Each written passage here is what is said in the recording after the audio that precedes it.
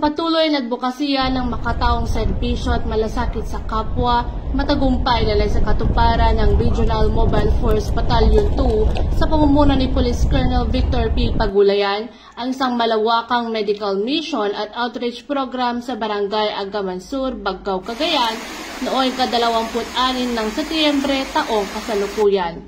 Ang aktibidad ay sinagawa katuwang ang iba't ibang ahensya kabilang ang Armed Forces of the Philippines, Local Government Unit ng Bagcao, Pag-asa Foundation at mga civic organizations mula sa Northern Luzon Region 4. Mahigit 500 residente ang nabigyan ng libreng serbisyong medikal at dental kasama ng pamamahagi ng mga gamot, wheelchairs at iba pang pangunahing pangangailangan.